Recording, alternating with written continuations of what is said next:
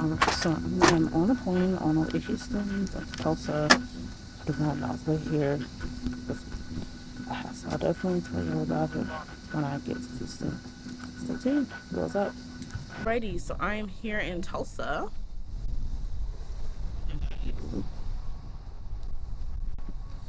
And I've already made some new friends on the van here. And so I'm going to check in and get ready to tour Black Wall Street. See you in a minute. All right, so I'm here at the American Folklore Society. So grateful for the CDC for granting me this amazing travel grant to be able to have this experience. I'm so excited. My first vlog and it sponsored my trip. Sponsored, so here is the Fit Check Dirty South shirt, courtesy of an exhibit in Richmond at the VMFA. Some tights, and then my little Skechers Skippies.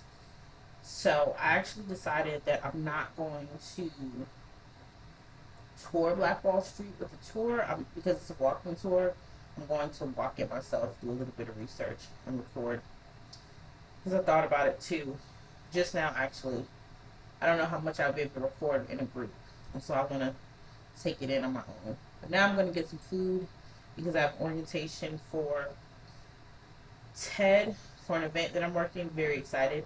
Can't wait to tell y'all about it when it is over. Because I don't know how much I can share now.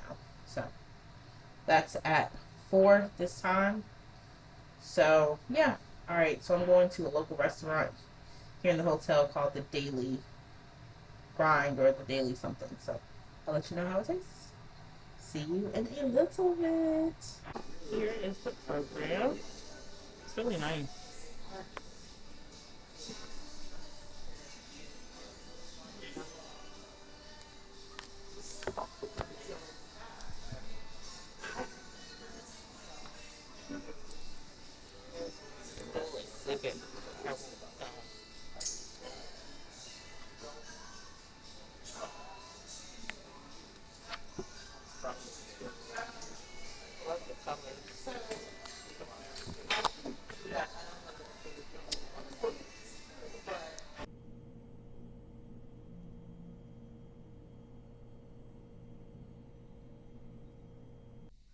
Alrighty, so let's talk about my trip here. So when I tell y'all, okay, so it was an adventure. Alright, so I ended up going to sleep the night before, and I left on Wednesday, so this is Tuesday night. Ended up going to sleep about 9 or 10, waking up about 2:45, hoping to leave by 3:15, but I get dressed slow and I was really tired. So I was like, oh my gosh, let me hurry up and rush. So I left where I was staying in Columbia, Maryland to get to Reagan National. I was hoping to get there by 4. Didn't get there until 4:34, 4:40. It took about 15 minutes for the shuttle to come. And listen, when I tell you it was stressful, it was stressful. So, boom, I get out of the car and I'm waiting. And then I see this shuttle shelter, if you will. Some other people come up and I'm thinking, is there a number to call? And I see something on their parking website that says the shuttle will come every 15 minutes. Well, the shuttle didn't come, every 10 minutes. The shuttle came about 15 minutes. Then it took a while to get to my terminal. So I was flying United. And so I was in Terminal 2. First we go to Terminal 1. I'm not even knowing if we're going to Terminal 2 or if I'm in the right shuttle. So right then I'm already stressed. So by the time I check my bag, it is like 5:08. Mind you, my flight leaves at 6. They start boarding at 5:25 and they stop boarding at 5:45. So I'm thinking, surely I'm going to miss my flight.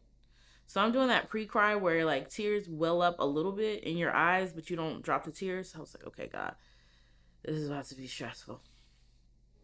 So check my bags, which I was a little nervous about that because I thought my bag weighed more than 50 pounds because I had a lot in my suitcase.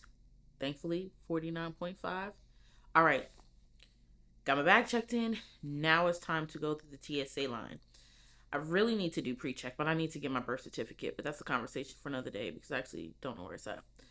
So, anywho, what happens? I'm on my way to the TSA line, and a guy from the Clear stand stops me. Now, I did not realize that Clear is not pre-check. I thought it was another version.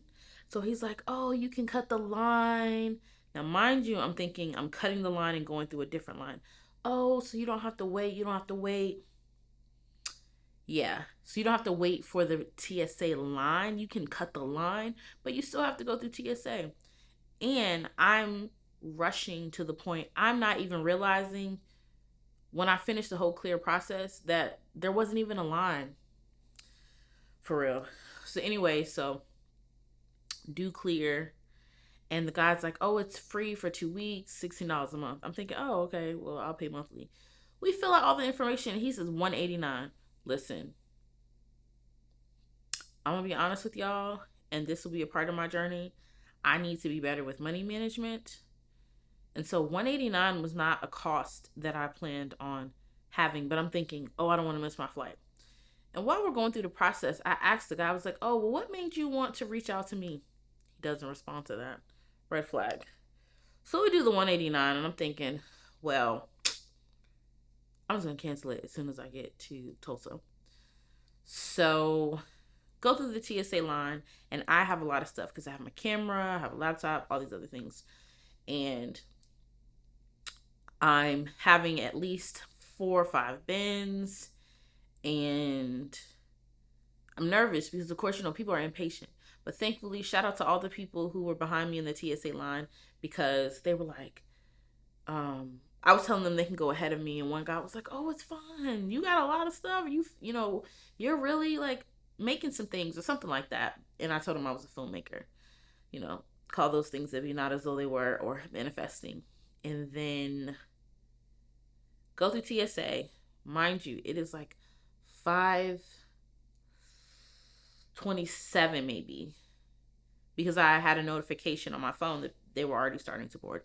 So now I'm rushing. I'm like, okay, I just need to get here by 5:45. Let me walk fast. I had to pee. I was rushing. I get all the way to the gate. It is like 5:40. And I make my plane. When I tell you that was so stressful, like between that 5:35 and that 5:40, I was walking really fast. And I'm not a fast walker. And I was like, I cannot miss this flight. I just cannot miss this flight. Like, I have a connecting, I cannot miss this flight. My bag's already checked. I cannot miss this flight.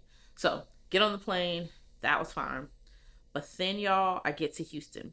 Now, I don't know anything about Houston's airport. I did not research Houston's airport. Excuse me. No, nothing. I don't realize that Houston's airport has like a tram from one side to the next. So I did get a notification on my phone that it was a 25-minute walk from where my plane dropped us off to the next gate. I'm thinking 25 minutes, it can't be that long. 25 minutes, I eat that up. I can sit down, do a little bit of work.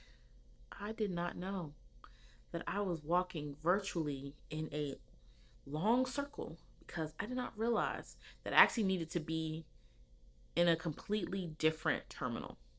So I asked somebody who worked at one of the stores in the airport, and they were like, "Oh yeah, you need to go on the tram or the Skyrim or something like that." So, mind you, I had an hour, but I had already been walking for 25 minutes. So now I have to hurry up and find the tram, take the tram, go to the other terminal.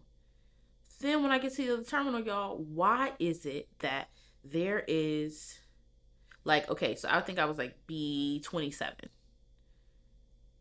Well, when you get to Terminal B, you see like the different numbers, of course. Why is my gate in the basement? So I get all the way to the end where it's like 21 to 30. They're gate agents. I'm thinking, well, oh, where everyone's waiting. So, maybe I just go through one of these doors. There were 3 doors that will lead to gate 27. Like, maybe there's just some sort of funneling system. So I show my boarding pass, and the agent is like, "Oh, no, it's downstairs." So now Mind you, I think I had, from boarding time, maybe I would even 5 to 8 minutes. So now I'm rushing. I'm in the basement and I'm walking forever. So I called my sister and was like, oh my gosh, this is a lot. It's really hot because in Texas, it's like almost 80. When I left Virginia, it was like in the 50s or 60s, maybe even 40s. It was chilly. So I'm overdressed, sweating, rushing. Only to get to this plane. When I tell y'all this plane was so small, it wasn't like a one lane, like a one seat row and two seat row. There were two seats on each side, but it was a small plane. The overhead space was not large at all. I had two carry-on bags. One of my bags had to be checked. They wanted to check my laptop bag, and I was like, no, I need that. I'm not trusting that. So I get up there, and the flight attendant squishes my bag. I said, oh my gosh, please do not let them tear up my laptop. Like, I need this. So I'm praying the whole way. Then the guy beside me, he's on his phone. Even after we say airplane mode, I was like, ooh, I wonder what happens. Because I've never seen that before. So then, boom, we get in the air. Smooth. Very smooth. But then I get to Tulsa and I realize I need to check my email because students had been emailing me. So fun fact, I also am an assistant professor for now. And I teach online asynchronous, so online classes. I don't meet with students at all, but their work is due on Wednesdays. So I knew that they would be emailing me. So I stopped to check my email. And then I realized, oh man, I need to get my check bag. So go get my check bag. And I call the airport for a shuttle. I call the hotel. And they're like, oh, let's see. But while I'm on the phone, as they're scheduling my shuttle, I see the airport shuttle right outside the airport. So I get on the shuttle, make some friends with people because that's typically my personality. I'm one of those people that says I'm antisocial, but really I love making friends. I just get overwhelmed sometimes. So then I get to the hotel.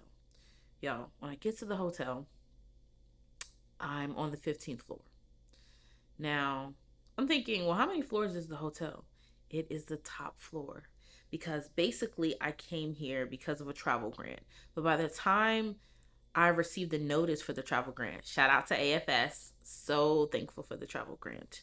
I won the Gerald Davis travel grant, and shout out to the CDC committee, which is the Cultural Diversity Committee. Thank you. And basically, by the time I found out about the award, I could not do the block because there was a conference block where people got a discounted rate. I couldn't do that. So I had to get a regular room. Well, what was available at the time for king beds was king club access. Now, I'm not thinking anything of it. And the price was like I think like 200 something a night. So I was like, okay, let me get it. So when I get my room key, I realize, y'all, I have to hold my key up to go to my floor. I said, oh, this is nice. Then I realized that when I do that, I also realized that the 15th floor is the top floor. I said, okay. I get up here, y'all, and I decide to call the front desk. I was like, what is club access? So after I signed up and then I looked it up later, it was like beverages. You can get like water and soda. I was like, oh, okay. Like I thought it would be a mini bar, free mini bar. No, there is this, and this will be in the video. There is this like, not co-working, but kind of looks like a co-working lounge space where you have just all these tables and chairs. You have free soda, free tea, free Starbucks coffee, like a coffee machine, water, snacks, fruit, the works, microwave, nice, a bathroom. I said, okay. So, needless to say, and the room is nice. I also will have a video of the room as well. When I tell you that being here is amazing, I am so excited. And now I'm actually about to go to a restaurant called Wanda J's with my mentor. We're going to have a great lunch. And what's beautiful about it is Wanda J's kind of reminds me, from what it sounds like it's soul food, of Mama J's in Richmond. But I will come back and let you know. So Thanks for watching my first vlog. We're gonna keep this going, y'all. See you in a minute. Well, it won't be a minute for me, but it'll be a minute for y'all. All right, in the next clip. So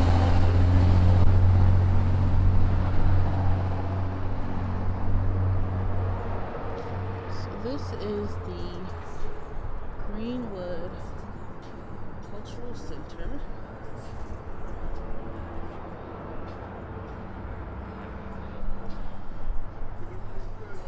Or no, the Greenwood Rising Black Wall Street History Center.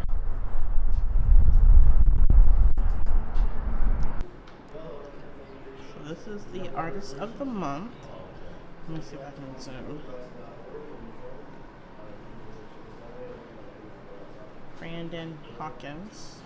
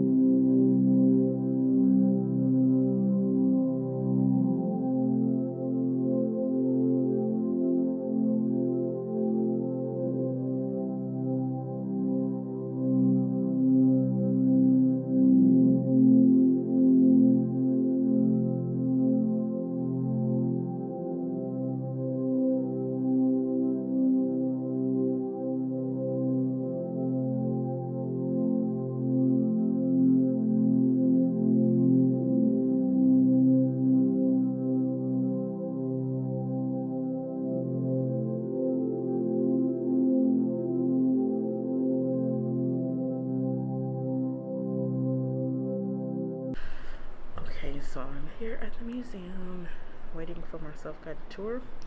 I'm really excited to share what I see.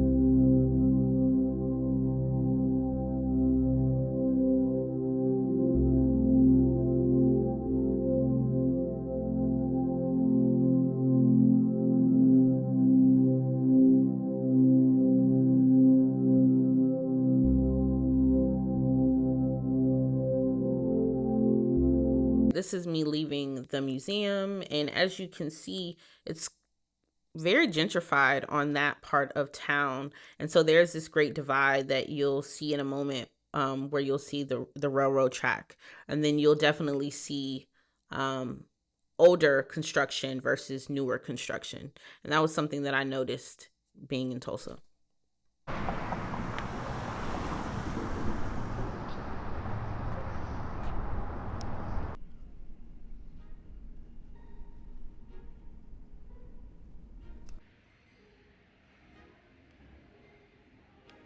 This is the next day where I'm actually going down to the conference. And so what you'll see in a moment is just the conference setup.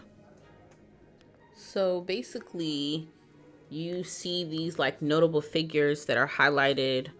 And so this is like the main entrance to the conference. And then, of course, there were breakout sessions throughout the entire Hyatt Regency Hotel. And so this is just me showing just like the main walkway. Now it's time to explore Tulsa. So this is the day that I believe that I actually wanted to walk down to the Greenwood section and explore a little bit more. And so it was not too far down the street. I mean, less than a mile. And so we will see a speed up version of my walking through downtown Tulsa.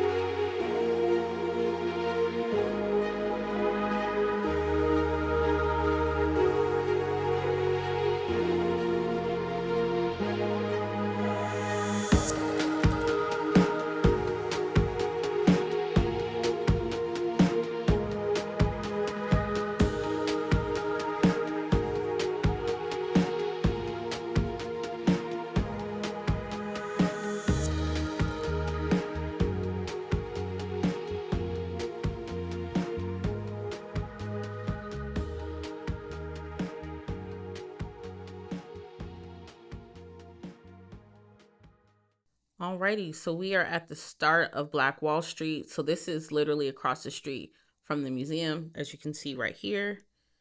And yeah, that's me zooming out.